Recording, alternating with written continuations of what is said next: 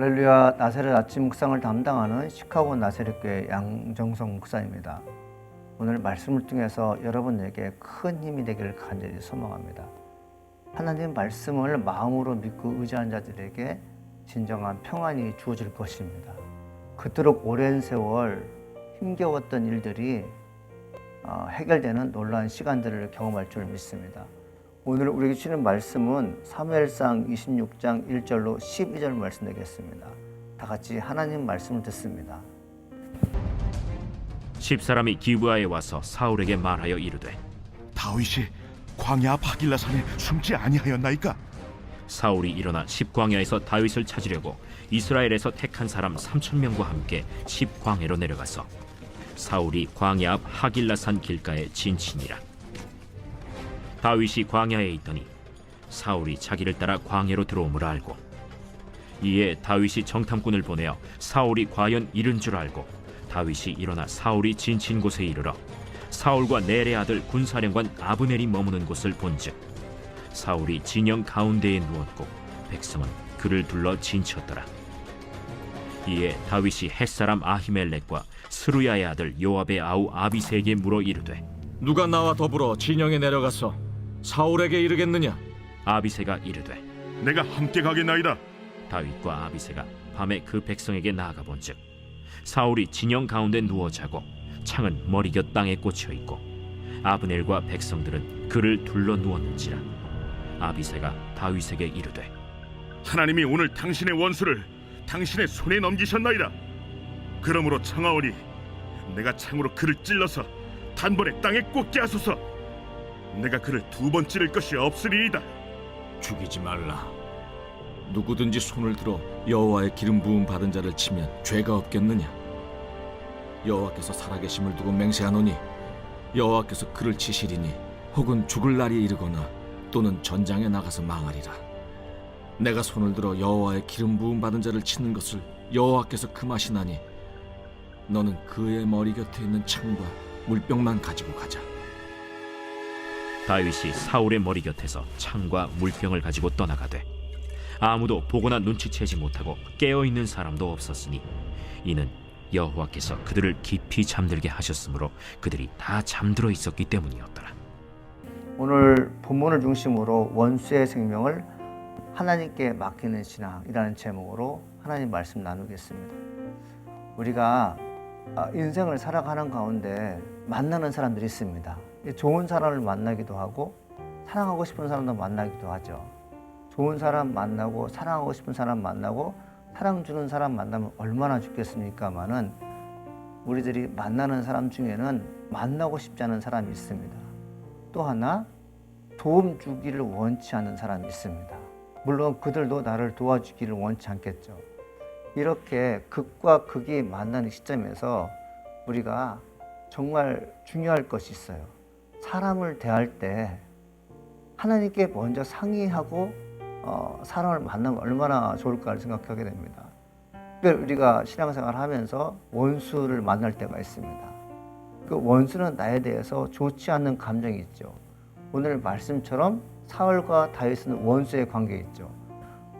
다윗은 사울을 원수로 여기지 않습니다. 그러나 사울은 다윗을 원수로 여기죠. 사울에게 있어 다윗은 없어야 할 존재입니다. 그래서 죽이려고 애를 쓰죠. 이 상황에서 여러분 어떻게 하겠습니까? 나를 죽이려는 사람이 죽지 않으면 나는 살 수 없습니다. 이때 우리는 어떻게 반응합니까? 그들과 맞서 싸우려고 합니다. 온갖 수단과 방법을 동원해서 그 사람들이 나를 해하려는 것을 중도하게 만들고 심지어 그 사람을 죽이기 위해서 여러 가지 방법을 채울 것입니다. 하나님께서 우리에게 주시는 말씀이 있어요. 이럴 때 원수 갚는 거 너희들이 하지 말라. 내가 하겠다. 저는 이상하게 이 아침 묵상하면서 또 여러분에게 말씀을 나누는 가운데 원수에 관련된 내용들을 참 많이 나누는 것 같습니다. 제 마음에도 싫어하는 사람이 있는가 봅니다. 시간이 지나면서 잊어져야겠죠. 사랑하는 여러분, 우리가 인생을 살아가면서 신앙생활하면서 깊이 고민할 것 중에 하나가 무엇인가 하면 오늘 말씀 중에서 원수를 하나님께 맡기는 것입니다. 사울이 다윗을 쫓기 위해서 추격전을 벌이게 됩니다. 10사람이 이제 사울에게 찾아와서 뭐라고 얘기냐면 다윗이 하길라산에 숨어 있다는 이제 보고를 하게 되죠. 사울이 그 얘기를 듣고 3,000명의 군사를 풀어서 다윗을 찾게 되죠. 이 다윗 진영에 있는 사람들이 사울의 군사들에 의해서 포위가 당하기 시작했고, 그리고 조만간 이 다윗이 큰 위기에 처할 걸 알게 되죠. 그래서 이 다윗이 이 두 사람을 정탐꾼으로 보내게 되는데, 첫째가 아히멜렉을 보내게 되고 또 아비새를 보내게 됩니다. 이제 홀에 들어갔다 나오죠. 그래서 이제 아비새가 갔다 와서 뭐라고 말하냐면, 왕이시여, 사울이 지금 누워 잠을 자고 있는데 죽이기 딱 좋은 시간입니다. 이 얘기를 하게 되죠. 그가 얼마나 당당했냐면, 나로 창으로 그를 찔러서 단번에 땅에 꽂게 하소서. 내가 그를 2번 찌를 것이 없으리이다. 자신감이 있었던 것입니다. 내가 섬기는 죽은 다윗이 이제 더 이상 어려운 일 당하지 않아도 되겠다. 자신만만하겠죠. 다윗을 그렇게 힘들게 하는 사람 내가 대신 죽이면 내가 높아지겠지 하는 생각도 할 것입니다. 다윗은 아비새의 말을 듣고 어떻게 반응합니까? 9절에 보니까 이렇게 써 있습니다. 다윗이 아비새에게 이르되 죽이지 말라. 누구든지 손을 들어 여호와의 기름 부음 받은 자를 치면 죄가 없겠느냐. 또 가로되 여호와께서 사시거니와 여호와께서 그를 치시리니 혹 죽을 날이 이르거나 혹 전쟁에 들어가서 망하리라. 이 얘기를 하게 됩니다. 다윗은 생명이 하나님께 있음을 알았어요. 심지어 원수의 생명도 하나님께 달려있다는 걸 알았어요. 인간의 생명을 사람의 손에 의해서 죽이거나 살리는 것이 아니라는 것을 분명히 부하들에게 얘기해 주는 것을 볼 수 있습니다. 여러분, 우리가 배울 것이 이것 같아요. 우리가 누구를 함부로 판단하거나 정죄하는 것, 여러분 이제는 그만되지 않겠습니까?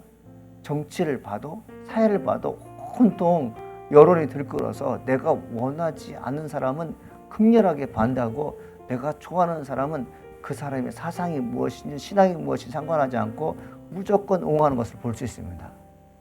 우리가 하나님의 사람으로서 사람을 판단하고 심지어 사람의 생명을 원할 때 내 주관과 내 의지와 내가 가지고 있는 그 모든 지식을 동원해서 사람을 죽이고 살리는 것이 아니라 하나님께 맡기는 삶이 필요한 시기가 되었다고 봅니다.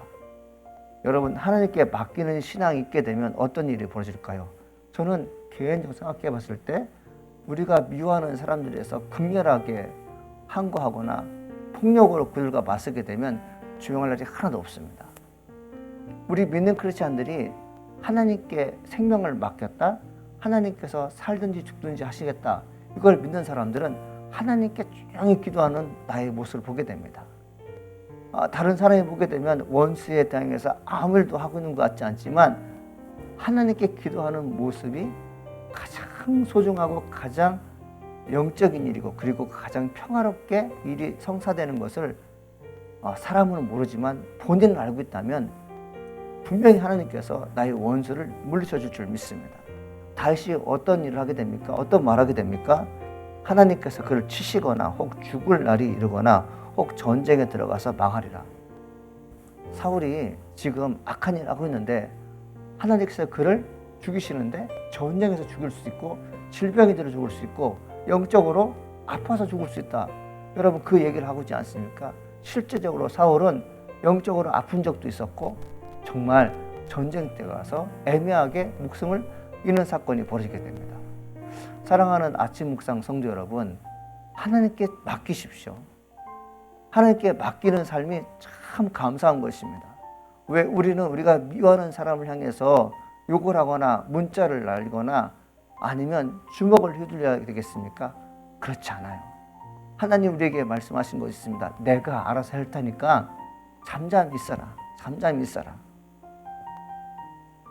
다윗이 아비새의 말을 듣고 즉각적으로 그를 죽이라고 얘기했으면 참 평안할 수 있을 거예요. 일찍 평안이 찾아올 수 있을 거예요. 그러나 영원한 평안은 얻지 못하죠.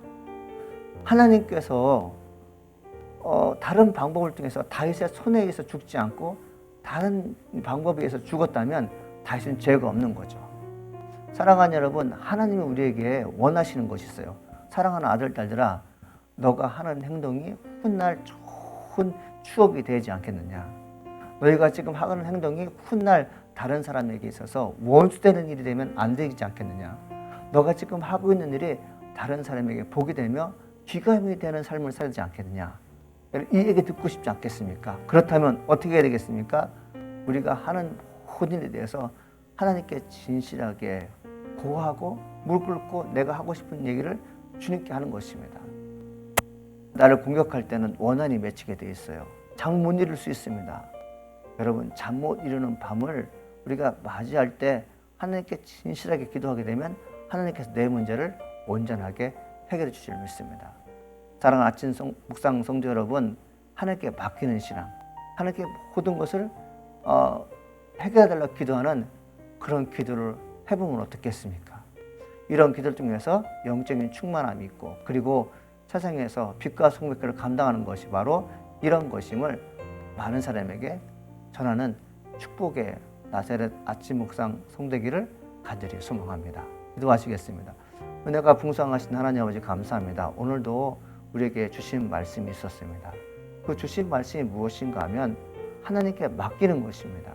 사람이 죽고 사는 것이 인간의 손에, 인간의 계획이 있지 않고 하나님의 손에 달려있다는 것을 믿는 사람들은 복 있는 사람들입니다. 주님, 우리가 잠시 분을 가라앉히고 잠시 우리가 악한 행동을 멈추고 하나님께 조용히 기도할 수 있는 능력의 사람들 될수록 축복하여 주시옵소서. 예수님의 이름으로 기도합니다. 아멘.